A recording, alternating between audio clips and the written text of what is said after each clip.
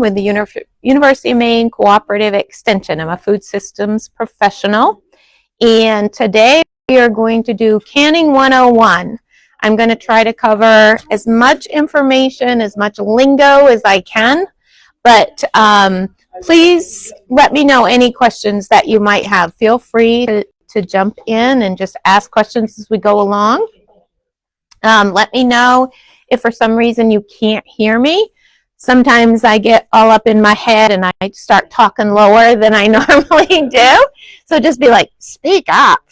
But welcome. I was just saying, I think this is going to be a fantastic canning year, and I'm super excited. Please contact me. I have business cards up here that you're welcome to. They're old. They have my old information on it, but you can track me down through those. And as we progress through this canning season, please reach out to me anytime with any questions that you might have about recipes or proper procedures, anything like that at all. I can look up recipes for you. I can look up USDA recommendations. Also, you can tell me about what you're canning, and then I can copy you, and it'll be super fun. We hopefully have enough booklets for everyone, but if you did not get the booklet, I'd be happy to mail you one. I went a little crazy on how much information I put in there. There's a little extra for everyone, but we're going to go over the information in the booklets, but also we're going to do a bit of show and tell. I brought, a few of the essential canning things that we have up here. Just out of curiosity, who would consider themselves an experienced canner in that you've done it at least once? Excellent. At least once. I'm setting the bar really low here. How about like you've done it for like maybe at least 5 years, 5 seasons? Yep. All right. That's okay. That's good, because that means you haven't learned any bad habits yet. So sometimes it's folks that have been, like me, that have been doing it so long. We're the ones that are like, I never heard of that. That's not right. I've always done it this way, that sort of thing. So that's why I always mention the latest recommendations, because the science when it comes to safely preserving food at home is always changing. It's the testing methods, the recipes being tested, things like that are changing a lot. So we want to keep up on the current recipes. In your booklets, you should have, hopefully you will have, one of our anonymous surveys. And if I were on the ball with my slideshow here, you would know that this is because the University of Maine does receive federal funding for our program, so we have to be sure that we are offering programs at different times, different locations, so that it's accessible to everyone. And also this slide indicates if you feel like I have not been doing that this is how you file a complaint. But if you all wouldn't mind filling one of these out, they're anonymous. It helps me keep track of where I've been doing programs and maybe where I can offer programs more often, things like that. I have little golf pencils if anyone needs it. Oh, perfect. Yeah. So if you don't mind filling those out, I get happy smiles when I bring back these completed. They like me when I do that. And then you might have or might not have a blue or a pink sheet that's like this. And I can hand these out as well. But this is if you want me to contact you because you'd like to know more about either boiling water bath canning, pressure canning, preserving wild game. If you are interested in the Master Food Preserver course, which, by the way, that has always been offered in Southern Maine. And next year, 2025, I'm excited to announce that it's going to be offered in Orono. So it's coming up to this part of our state. So I'm very, very excited about that. It's a great course. I'm a Master Food Preserver myself. And if you're very much into food preservation, this is the course for you. And I can get you more information on that. We also have a blog. It's called the Spoonful blog. If you'd like information on that, the address is right on there, how you access that. I'll give these pink ones to you, and then we can make sure everybody gets them. Or if you would like to you'd like to have a food preservation class, a hands-on workshop in your area, I have information on that. The easiest way is just to get a hold of me. But if you want to be fancy and fill out the form online, you can. I got those too. All right. So one more piece of housekeeping, and then we'll get into the fun stuff. Who's heard of extension, cooperative extension? Anybody? Oh, this is the best audience ever. Excellent. So then you're aware of the other services that we provide. I think the most well-known is 4-H. A lot of folks know about 4-H. But we also have our food and health resources, garden and yards, or horticulture, whether it be for the home gardener or for commercial farms. And we also have our pest lab. We have our tick lab, where you can have your ticks ID'd and tested. But those are some of the other services that we offer as well. So, tested and safe practices. Safety first. Safety's the word of the day. Can't get away from being safe. And that's from start to finish. And that begins with the type of recipe that you do select. So we only recommend that you get your recipes from tested resources like Cooperative Extension. Also, Ball Blue Book. This is the newest one. I actually haven't even had a chance to open this yet. I just found it and just bought it like 2 hours ago. So I'm pretty proud of this. I found one. From the old one. What's that? How much is that change from the old one? A lot. Because they are going more into, well, they redo it every like 5 to 7 years, but they are also providing, I understand from what I've been told, they're also including like ways to, after you've preserved it, then what to serve it with and how to, which I find very helpful. I haven't had a chance to look at it yet, to be honest with you, but this section on meal creations is what I'm hearing about. So this is like, sometimes you can stuff because you like the recipe, but then you're like, what do I do with it? So I think this is going to be one of the bigger ones. Right away, I noticed the graphics are different. Usually they're very glossy and, all this and this, they're trying to look plainer and kind of, And I found this one at the Bangor Walmart.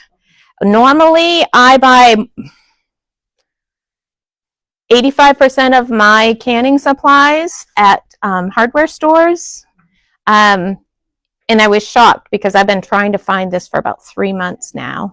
And I couldn't, well, Walmart didn't have it before when I looked. And I tried to order it through Walmart as well. And then today I had to go up to there for some other things for my show and tell. And they had it. So I'm like, oh, I grabbed it. So. But yeah, this is the newest one. So we want to stay up to date on the recipes. So if you have ones that are maybe older, really try to stay within the 5 to 7 year range for current recipes. Because like I said, testing changes all the time. We have, new, yeah. But you know what I found? Because I felt bad about that because I hated to part with my collection of these. And when I went back through it, like some of my comparisons showed, oh, that's the same recipe. You just dressed it up a little bit and just, But yeah, stay with your current, publications. Another one is USDA Complete Guide to Home Canning. You may have heard of So Easy to Preserve. Very closely connected with this. That's the University of Georgia Extension. And they do the testing for this at their lab, so very close. And then it's sometimes one of the things I gripe about is that when I see these pretty canning books, I forget, I have a mic on. I think I've hit it like 5 times, so I apologize to anybody at home. You're probably getting a lot of feedback noise. But like the Pomona's pectin, I don't know, anybody heard of Pomona's pectin? It was written by one of our master food preservers here in Maine. Excellent book. If you're looking for alternatives to lots of sugar, this is great. But nowhere in this book, this is my personal gripe, I'm speaking for myself right now, I should have done that disclaimer, but nowhere in this book does it say these recipes were tested at such and such lab. I happen to know that they were, just because, but I found other beautiful canning books that I just love, and it doesn't say anywhere on there. So it's you have to really do a lot of searching to know if it's been tested or not, except if it's a ball book, a USDA book, if it's a recipe from a cooperative extension, you know, throughout the nation. So, but it is important to follow tested recipes. You really can't go by social media recipes. But as you're experienced canners, you're going to know for the things to look for. Like if it doesn't tell you a processing time, for example, it's not going to be a tested recipe. You know, a tested recipe will give you certain information like headspace, processing time. It's never going to tell you to do something like invert your jars, anything like that. It's not going to tell you to use wax as your sealer. You're going to know these different recommendations that will immediately send alarm bells off for you. This happens at home too. I lost the remote. But only use tested recipes from a reputable source. And the other thing too is sanitation. Maintain a clean work surface, you know, make sure that, you know, you're washing your hands, that all of your utensils are being cleaned. All of those things are very important to maintain and have a really good product when you're done. So one of the big things that we're going to talk about is temperature. Temperature and pH is going to influence what kind of canner we use and what kind of recipe we use. So some of the normal temperatures that we always think about is like 0 for our freezers. You know, 32 degrees, freezing point of water. We keep our refrigerators at 40 degrees or below. Water boils at 212 degrees. A pressure canner comes up to the proper temperature through steam, and that's when we maintain or achieve rather our temperatures of 240 and a little bit higher. So that's the big thing. Keep in mind, water boils at our altitude, 212 degrees. When a pressure canner comes up to pressure, it's at 240 degrees or maybe a little bit more. That's what is going to influence what we can do.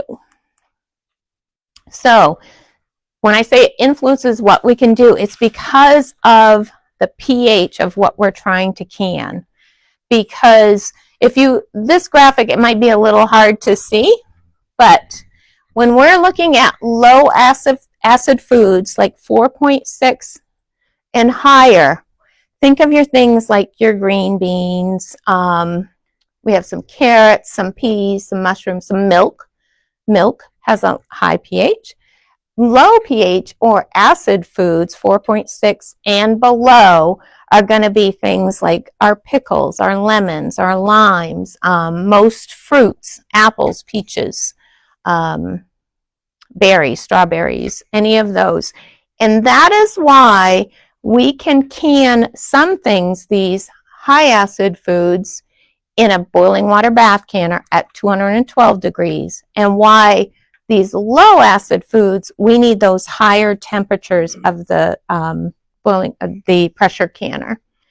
And the reason we care is because of the C. botulinum toxin. Anybody scared of botulism? Yeah, me too. Yeah, but that's why we need, you know, those high temperatures in our pressure canner. That's why we can't ever do green beans in a boiling water bath canner. All right, here's a pop quiz. I hate pop quizzes, but I'm going to give you one. So based on what I've just told you, when can you do a green bean in a boiling water bath canner? Never. Any other guesses?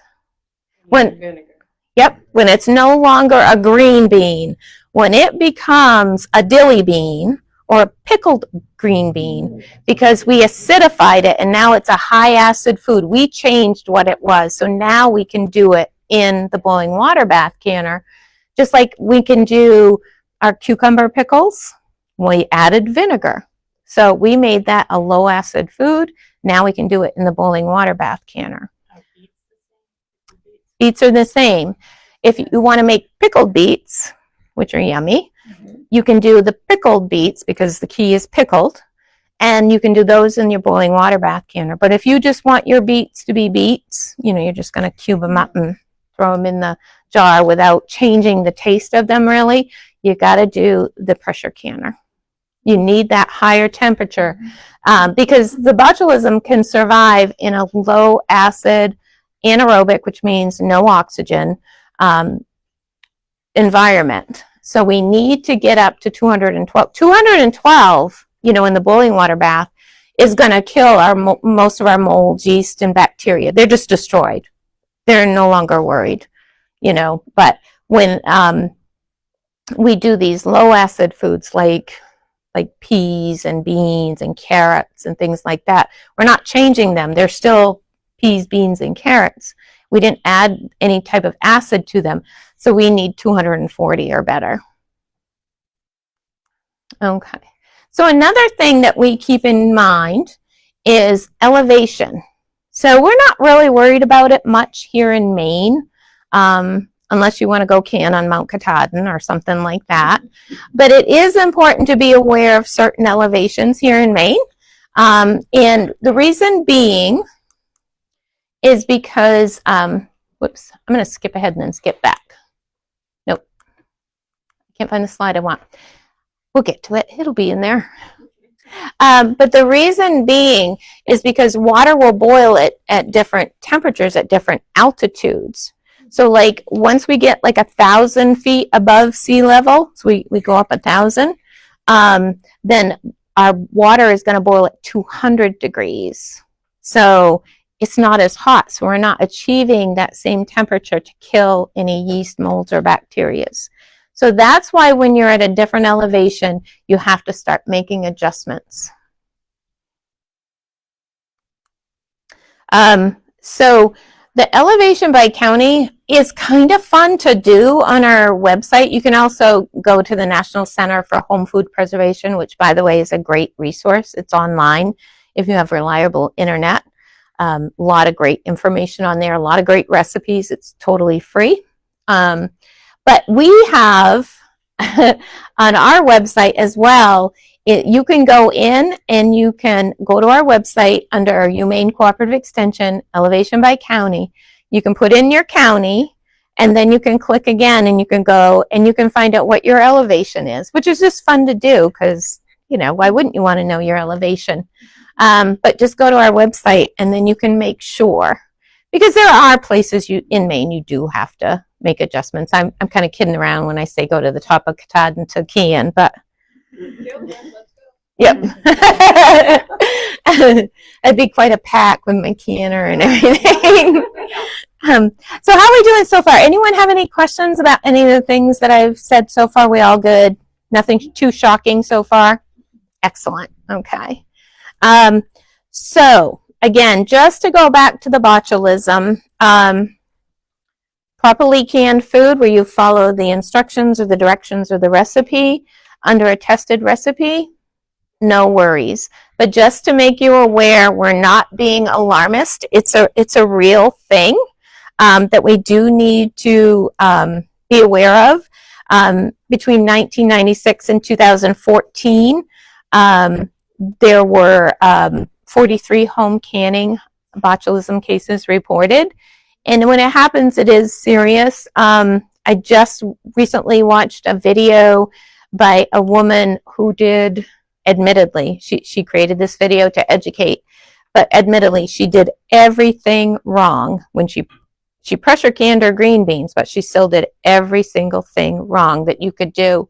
And she was not being dramatic, deathly ill. I mean, deathly ill. And she survived, and so she's made this video now, which maybe if we have time at the end, I can bring it up and we can share it. But I should have done that ahead of time because it's a good video. It's well done. But it does happen. We need to be aware of it. And as long as we take the proper precautions, as long as we follow our directions, good sanitation, we're going to be fine. So today I did want to go over some handy tools for preserving. There are some things you don't need to go out and buy. I mean, we can use what we have. There are other things that I'm going to point out, in my opinion, we really can't do without. One of those things, again, so handy to have around, this is a cooling rack. When you take your jars out of your canner, whether it be a pressure canner or boiling water bath canner, a cooling rack to set them on, because we never ever want to set them on a cool counter, particularly if it's any type of stone counter. You're going to have that thermal shock. Your jars are going to break, crack, product everywhere. Not a good scenario. If you're like me, though, you never know what you did with this. So I always have a whole bunch of towels around, always. And I tend to put them, on the counter and put my jars on there. Either one is fine. But the towels are not to lay over the tops of your jars, to protect them, to absorb the water, anything like that. We want these jars, when we take them out of the canner, to be cooling naturally. So this is hard, but that includes when it's so hot, deep into summer in August. It's very tempting to have all of the fans just blowing on you and blowing on your canners and your jars. You can't have that amount of air movement. They need some air movement in and between the jars. That's why we leave like an inch and a half, space so that they can cool naturally, but like not directly below like an air conditioning source, something like that. That's going to be just like setting them on a super cold counter. So be careful about the thermal shock and too much cooling too quickly. When we take them out of the canner, if it's a boiling water bath canner, we're going to, after we take the lid off, we're going to give them another 5 minutes anyway to finish their process before we take them out. When it's in a pressure canner, we're going to give them a good 10 minutes before we take them out. So they're going to be cooled, but they're still hot, very hot, especially out of a pressure canner. You're going to see them still bubbling and all of that. Jars. We're going to talk a lot about jars. I'm going to be the jar police today. We're going to use canning jars that are designed for canning. We are definitely going to use 2-piece lids. The lids, this part is not reusable. I mean, for canning. I want to be very clear about that. For canning. If you want to keep these and use them to store dry product or, I don't know, Q-tips in or something like that, that's fine. But once you use these, they're done for canning purposes. Your screw bands, on the other hand, as long as they're not dented, not rusted, they're in good repair, keep using these. Hold on to these. When you store your jars, you're not going to store them with your screw bands on. You're only going to store them with the lids on, when the process is all done. And while we're talking about that as well, because if we have the screw bands on, we can have a false seal. We won't know that our lid maybe broke seal because we wouldn't notice if the food was trapped up in here in the screw band. Also, it could keep it, if we tightened it, it would keep it down enough so that we wouldn't realize we didn't have that seal. We wouldn't know we were getting the noise. I was told to leave the bands on so you didn't If you've got your seal, which you're going to check after you take your jars out of the counter. We know. Thank you. You're on board with me. All right. Out of the canner. That's going to be secure enough. We don't want to store with our screw bands on. Why don't we talk about that real quick? We don't have to stick with the slideshow. So after slideshow is on a beautiful sunny day, we just have a chat about canning. So after I take my jars out, 12 to 24 hours, they're going to set undisturbed, minimum of 12 hours. Then we're going to check for our seals. And that means I don't have a seal on this. I don't know if you all can hear that, but you can also see I can move that back and forth. Some folks can see the concaveness when you have a seal. Other people, probably people who can sing, can hear the different tones. So you can also check by taking a spoon, and it's a different tone. I think I'm tone deaf because I can't ever check jars that way. I just see if I've got my seal. Sometimes I'll look and I can, yeah, it has to be concave. That's when you've achieved your seal, and it's a vacuum seal. You've removed that oxygen like it's supposed to be. So I've got my seal. So now what I'm going to do, I'm going to take my screw band off. And by the way, when I took my jar out of the canner, probably my screw band that was fingertip type when I put it in there. In other words, I didn't crank it down. I just used my fingertips. And I tend to put things on too tight on everything. So I always just turn my wrist and do it this way. So I'm not putting my wrist into it. So that's a fingertip tight. Probably after it's done processing, it's going to be really loose like this. That's okay. Don't retighten it. If you notice it when you're taking them out of the canner, don't retighten it because you'll interfere with the seal taking place because this gasket is lined. So we have a sealed jar. We're going to make sure that we're going to clean it. We're going to make sure there's no food particles on the outside. We will take our Sharpie, that's our weapon of choice, and we're going to label. And I recommend labeling, don't put it off, is my personal advice. I have thought, I know what those are. I'm going to remember. I'll label everything at once. No, do it just as soon as you've washed your jar and you're ready to store it. Label it with the date. I also like if it's a meat, like chicken, like I'll write on there like whether or not it was a hot pack or a raw pack. And I'll put the date, things like that. So jars are crucial. They should have as much attention actually as the canners, I think, because they're crucial. But as tempting as it is, don't reuse the jars that look just like canning jars. Like it's a beautiful spaghetti sauce that you bought at the grocery store, and you're like, that's the same thing as my canning jars. It's not. Those are designed for one-time use. These are designed for a moist heat you're using over and over again, which I guess I could do a whole program on just jars because now I'm going on and on about jars. But these are not made to be warmed up in the oven. Your oven is a dry heat. So you'll see some folks out there promoting a recipe that instead of, like if you're going to do a hot pack and you need a hot jar, they'll say, oh, just stick them in the oven, just stick them in the microwave. These jars are not designed for that. They need a moist heat. So that's when we put them in a pot of boiling water to warm them up. So I kind of skipped ahead on this one, but the other thing is when we're washing our jars, before we use them, that's a great time to inspect them for any cracks or chips, anything like that. Don't risk it.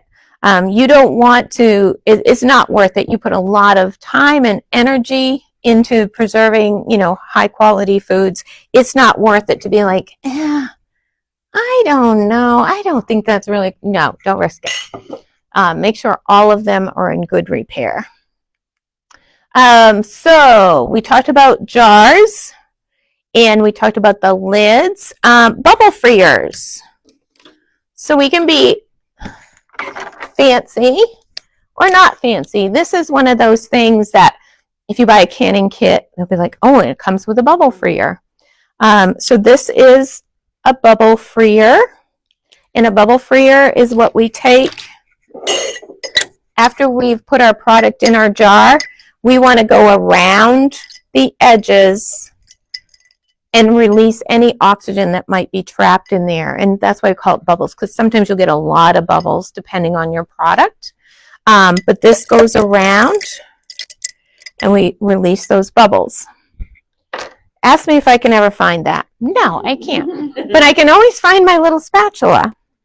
So same thing. The only thing we don't want to use is anything metal. So no knives, especially, you know, because if this were a knife, you know, a metal knife, and we're going around like this, we could crack the bottom of our jar and not even realize it. And it may not fall apart. We put it in the canner, and then that's when we have, you know, an accident in our canner. So nothing metal.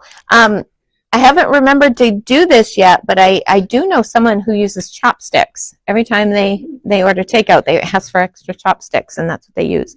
So it doesn't have to be anything fancy like that. Headspace measuring tool. Who's got one? Anybody? Okay. So these are very, very important. These are kind of like on the fence to gotta have them and maybe not. But you can also use a ruler.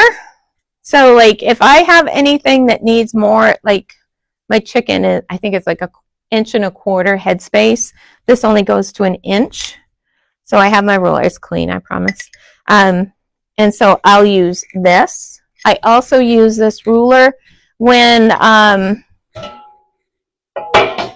say I need at least 1 inch to 2 inches of water in my boiling water bath can or above my jars. I can just take this and go, yep, I'm right on. I've got at least 1 inch. When it says I need 3 inches of water in my pressure canner, I can use this. So it is handy to have a ruler around.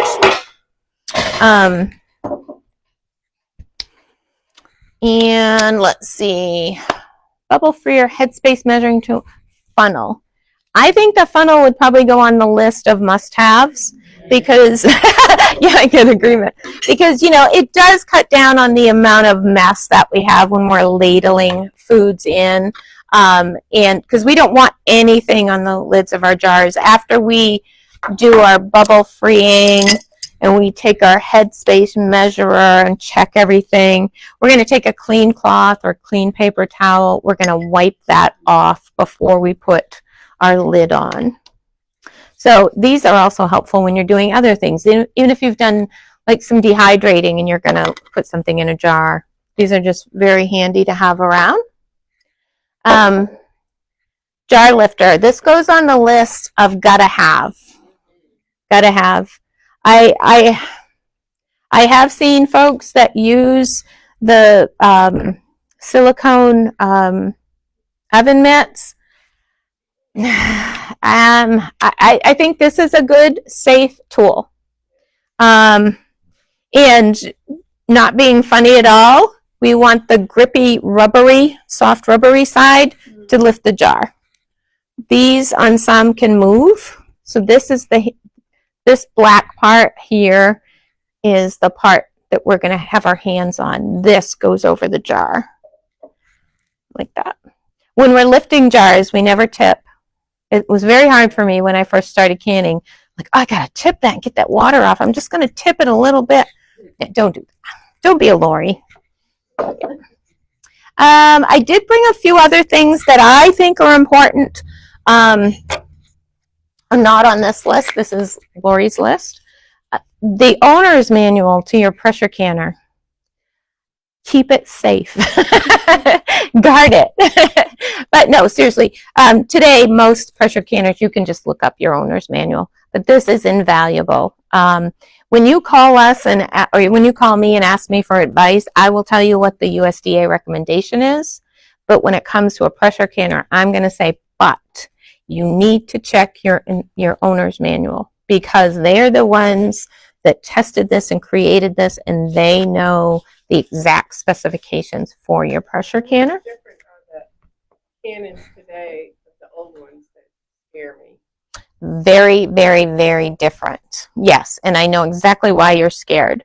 I believe, if I've got my date right, it's 1978 and 79 when they started redesigning pressure canners.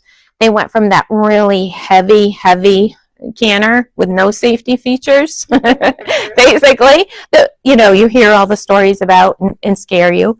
And that's when they started changing them. We're going to go over it in more detail in a little bit, but just to give you a couple of, hints on this.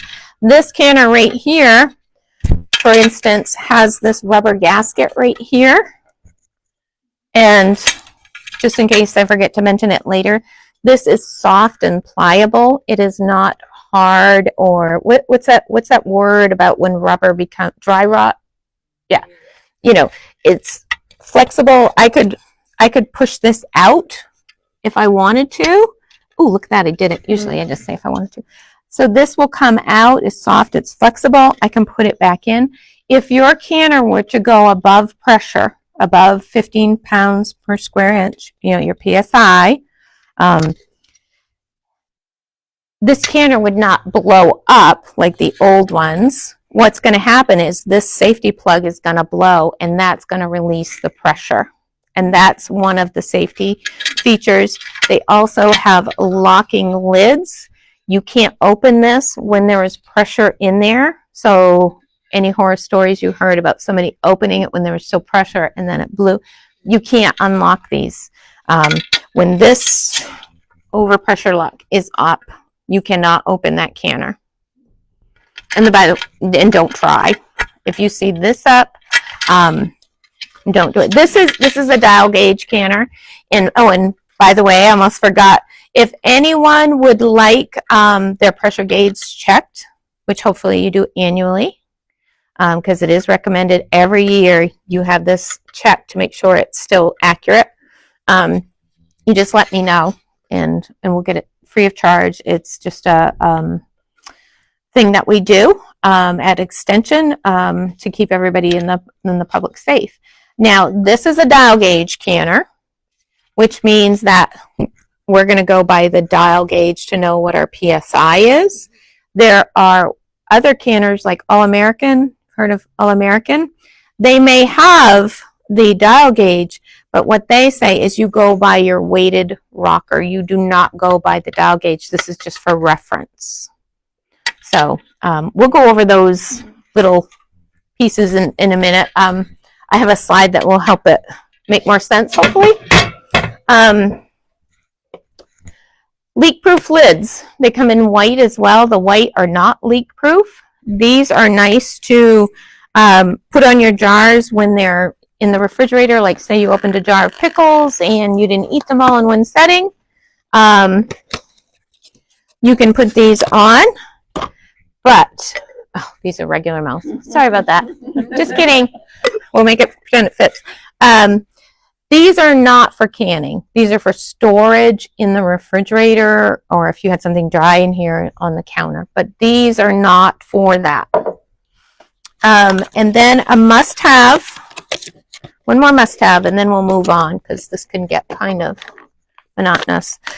Canning and pickling salt, and I'm not endorsing any particular brand. Honestly, this was the closest one to grab, and that's why I grabbed it.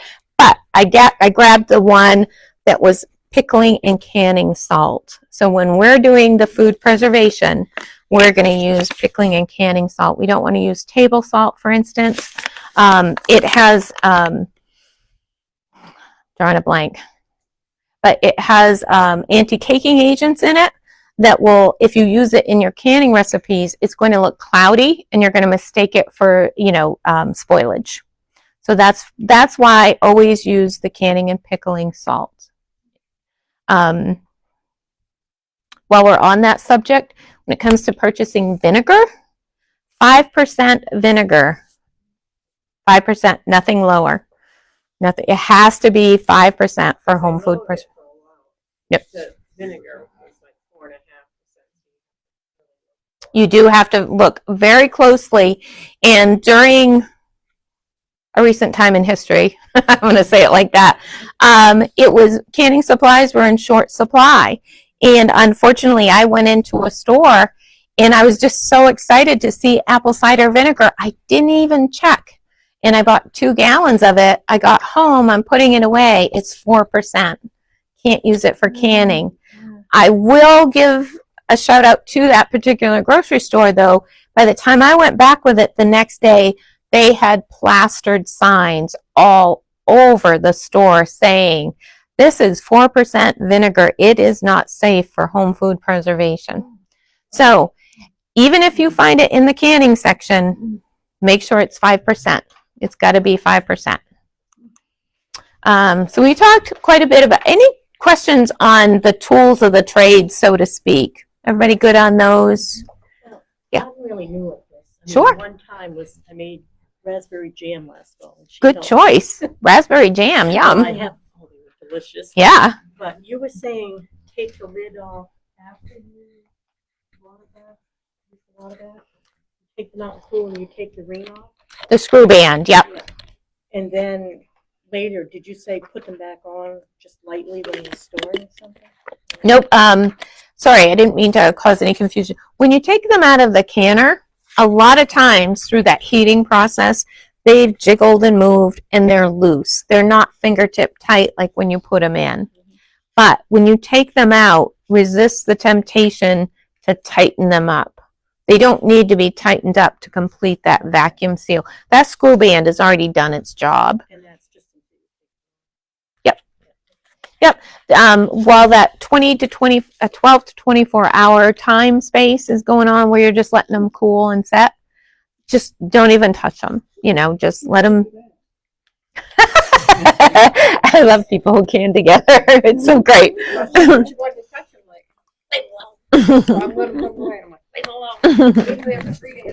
Yep.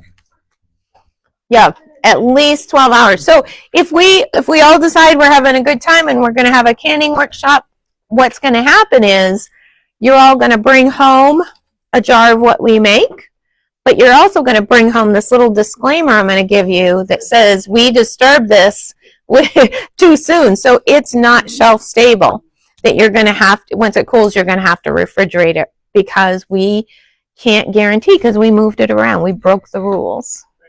So, yeah. Anybody else have any questions or comments, or like, that's not how I do it? Why are you saying that? Anything like that? No? Okay. All right. All right. Hot pack. Now we're going to talk about a lot of the lingo, because there's a lot of lingo in canning that it's like, what does that mean? So hot pack versus raw pack. Anybody heard about that? Yeah.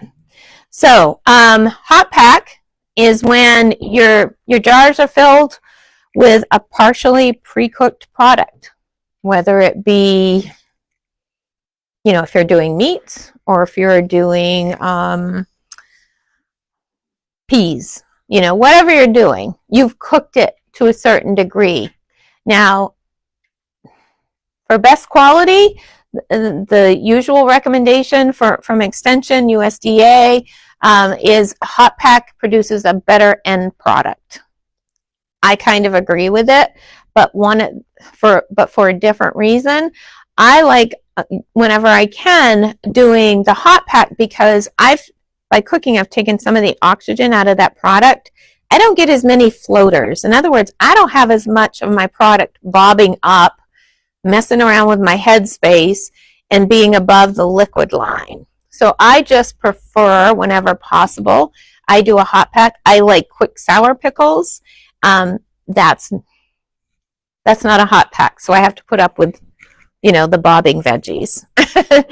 And so a raw pack is just the opposite of the hot pack. We're putting in an unheated food product into our jars. If you're canning meats, it's going to form its own juice. You're going to be all right. You don't need to, and it's going to cook thoroughly through the processing time. But if you're doing like the dilly beans, the cucumber pickles, things like that, you do have to put a hot liquid over it. So you'd have a hot brine in that instance. So blanching. You're going to have to blanch a lot of your vegetables if you're going, into some of the food preservation things. But just to go into that, because I think this is kind of the time of year, just real quickly, when we have blanching going on, if our boiling water, we put our vegetables into our boiling water and it's going to stop boiling because we just added our vegetables, whether it be a leafy green like a spinach or whatever, if that doesn't come back up to boil within a minute, you've got too much product in there. So you need to check your ratio. Just a little reminder for this time of year. This is not canning, but I thought it was appropriate to this time of year. So boiling water bath canners. Don't have to be fancy on these either. A boiling water bath canner is a pot with a rack and a cover.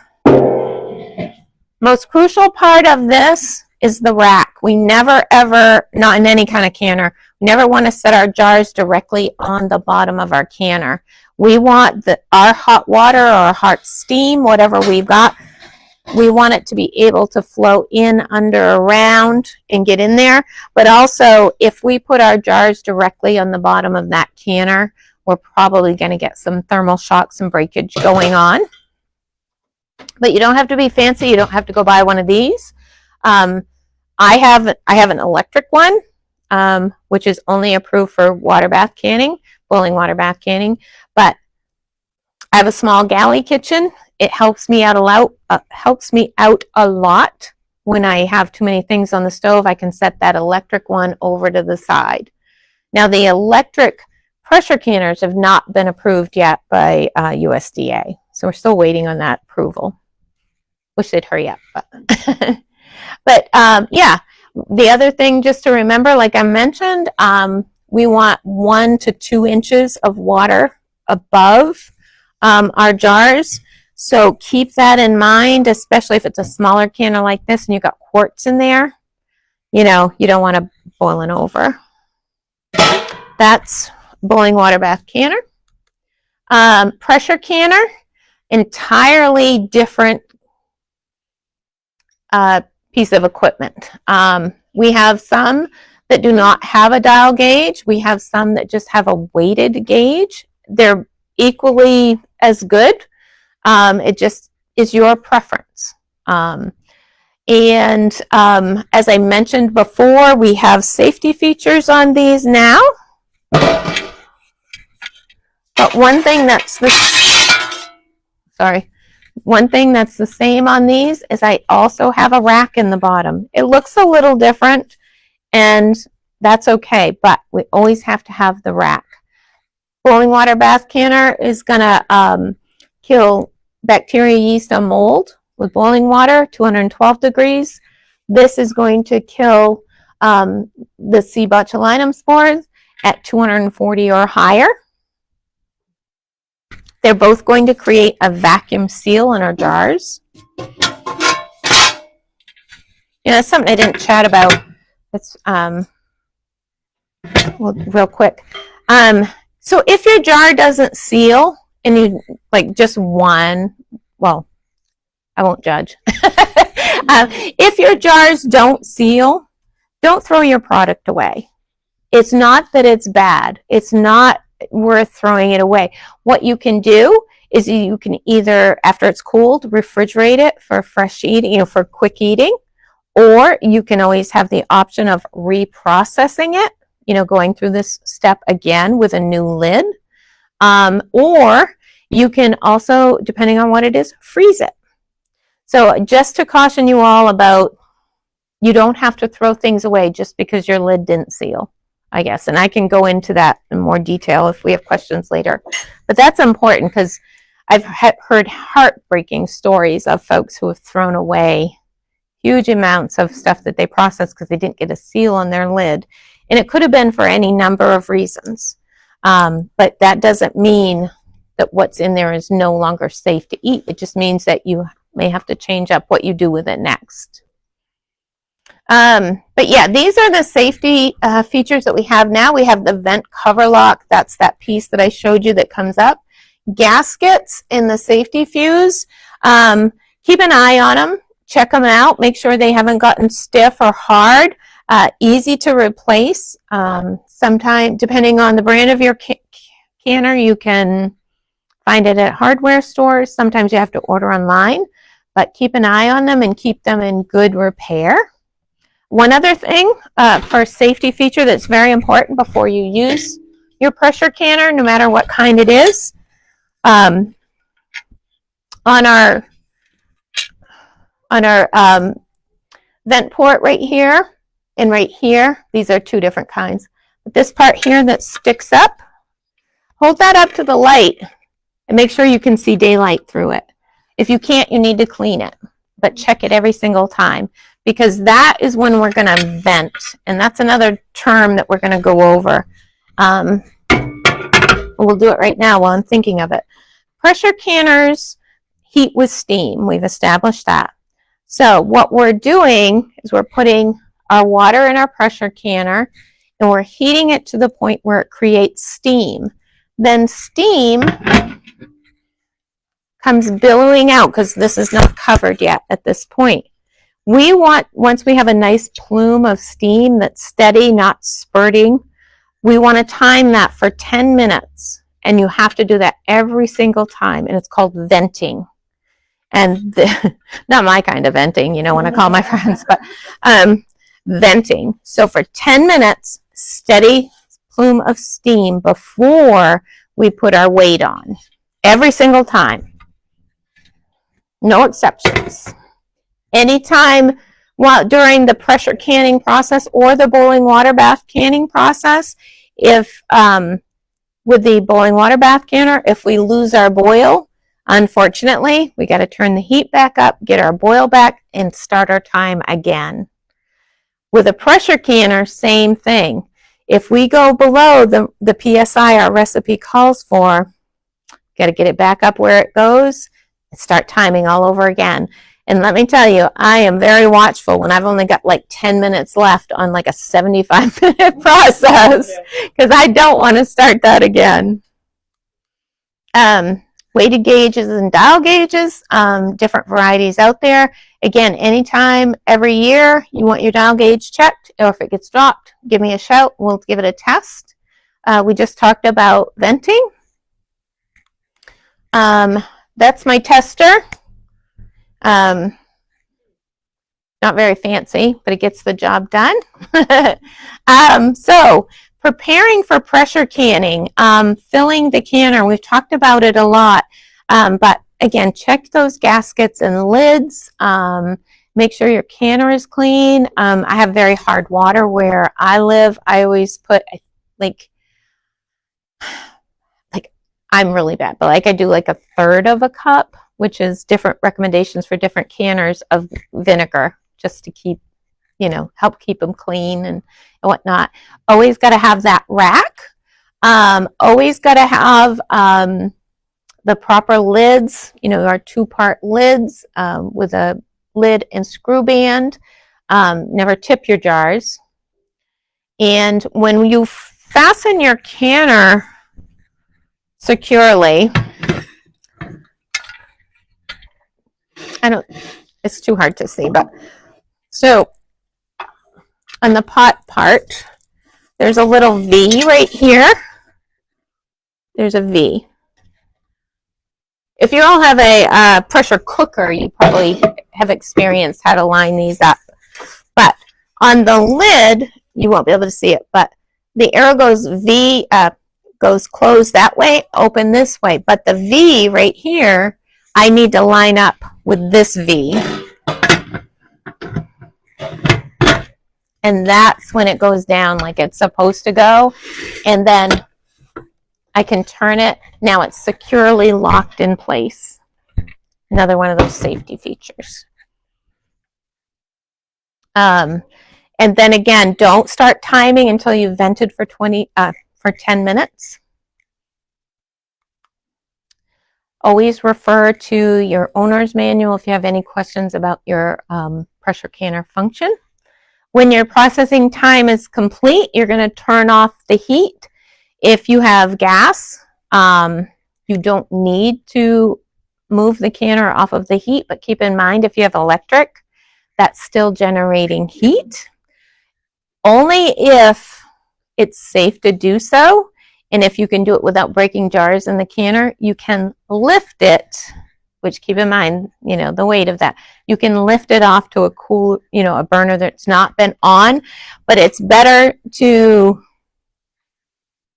wait for the burner to cool down if you don't think you can move it without breaking the jars. Once your canner is depressurized, your dial gauge, if you have one, is going to read 0. Your safety vent lock is going to be down. We're still going to, and that's when we can remove our weight. We're still going to wait 10 minutes after that, though. And when we take the lid off after those 10 minutes, we're still going to take it off and away from us because there's still going to be steam. It's still going to be hot. Your jars are still going to be boiling and bubbling. So always make sure you keep that pointed away from you. You'll use that jar lifter we talked about. Place them on that towel or cooling rack, whichever your preference, and we're going to wait our 12 to 24 hours. We're going to check our seals. We're going to wash our jars. We're going to label them, and we're going to wash and dry our canner. We're going to remove that gasket. If you have one, All American doesn't use a gasket, but other brands do. We're going to store it according to manufacturer instructions. That usually means don't store it like this with the lid locked. They don't usually want you storing it that way. I don't recall anybody that says to store it with it locked in place. This is like some of the recipes that I've done, and they're just supplying you with the information you need. So when I said we use tested recipes, for example, with this one, I like this one in particular because it helps me figure out like how much a yield I need to go with how many quarts I want to do. So I do like that, but it talks about hot pack and raw pack. It tells me how much headspace to use. And if you could see the rest of the slide, it tells me how long to process it for. Those are the things we're looking for tested recipes. Canning meat, do's and don'ts. That is another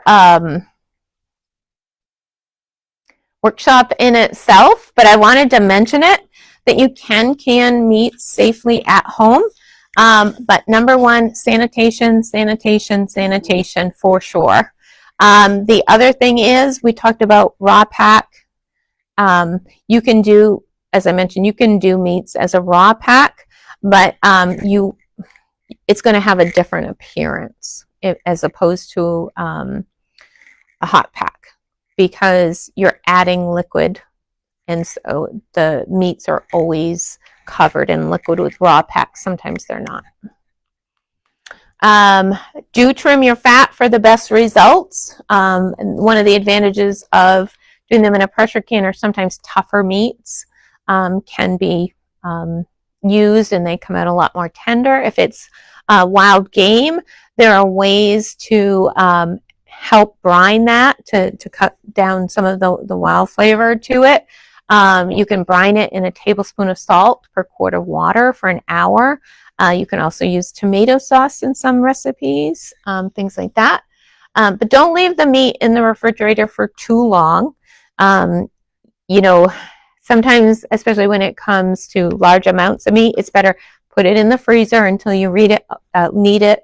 Always do smaller amounts. Just like if you're trimming the fat, something like that, make sure that like you're leaving most of it in the refrigerator while you work on this piece, and then put that back and then take more out. Small batches are better. I'm one that always wanted to do these massive batches, and get it all done at once.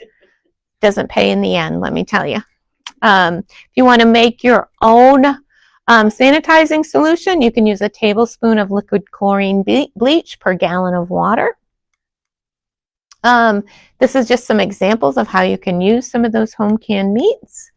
You can also do pressure canning of soups and stocks.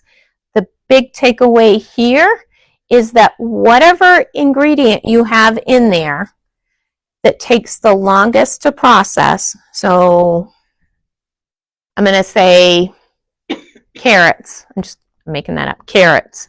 When we go to our book and say, how long does it take to process carrots? That's the amount of time, that's the minimum time that's going to go for. We have to make it go for as long as the recipe that calls for the most time is the one we're going to go by. So say there's peas in there, and peas take 10 minutes less. We have to go with the longer for the carrots. And this was an example of that, but you can make your own soup recipes. But we're talking about pressure canners. There's no way to safely do those low acid foods in a boiling water bath canner. Just don't get the temperature we need. Do not add thickening agents, noodles, or rice. They wouldn't taste good anyways after those long processing times. But the takeaway there is that the thickening agents are going to influence the heat penetration. Now that's really canon lingo for you right there. Heat penetration is crucial in making sure. That's why, for example, we don't do like mashed or pureed pumpkins and things like that, because the steam in the canner can't penetrate evenly through the solids of the food. When we're doing soups, we're going to do, make sure our solid to liquid ratio is correct, because we need everything to heat. That's why we try to keep everything in a uniform size. We want to make sure that everything is heating evenly. And those thickening agents will interfere with that heat penetration. If you're looking for products to can, on our website we do have a farm directory, and it's an interactive map. You can hover your mouse over whichever farm and it will pop up and tell you what they produce. So if you're looking for something in particular, it's a handweight, and then you can call them up and say, hey, do you have 25 bushels of apples today? Something like that. Again, I know I'm a nag, but get those pressure gauges tested every year. So questions. You all had some great questions today. Any more for me? Stump the presenter? The amount of water that you would put in a pressure canner, does that have to go over the jars as well? No. Always, number one, refer to your manual. But if you're in doubt, it's 2 to 3 inches, which again we use for this, because in this scenario we're using steam. We just want enough water in there to create steam. Now I think it's off the top of my head, I think it's like 1 hour and 40 minutes. If your recipe is longer than that, you should add an extra quart or an extra inch of water. I'd have to check my facts on that. But you have to have a little bit more because you don't want to boil it dry. Yeah. Buying lids. Yep. Should you stick with name brand like your ball canning jar lids? Sometimes you see these off name brands that are cheaper and stuff, and I've always been hesitant to use. Yeah, and I can see why. And this is the funny part of it is being a creature of habit, I go with what I've had good luck with in the past. And in saying that, last year, year before, got my years wrong, there was counterfeit lids everywhere, and I got some. They said a leading brand on the package, but they were counterfeits. And so And then I started getting a lot of calls. My jars aren't sealing. My jars aren't sealing. And, I bought blah, blah, blah. Well, then the company came out and said, there are counterfeit jar lids out there. So in that being said, if you have good experience with one company, yes, stick with it. But on the other hand, those other lids like that you see that are maybe a little less familiar, honestly, there's very few companies that are actually producing them. They're all coming kind of from the same place. So, and then they just get different branding, for sales. But they should still be meeting all of the USDA guidelines for home food preservation. So, yeah. A good question. Yeah, because that whole counterfeit lid thing was just a nightmare, and it was so disappointing because, we all work hard to, make these products. And what do you mean the whole batch didn't seal? What's going on here? So, yeah. Well, thank you all for coming. Please reach out and Oh, no, I was just going to say thank you. Oh, no. And if you have any questions anytime, please reach out to me. Or if you just want to, share a victory. I like to hear victory stories too. I like happy stories. So just give me a shout, give me a call, whatever. And maybe we'll do a workshop soon. Just sometimes it's just fun to can with other people. So Are you at this extension across the street? I'm everywhere. I know where you mean. I do that too. I'm over there. I have an office over there. I guess is the easiest way to put it, but I am on the road a lot. Which, are we still recording? Yeah. Oh, okay. You want me to? Yeah. Oh, okay. Everyone online. Bye. Thank you for coming.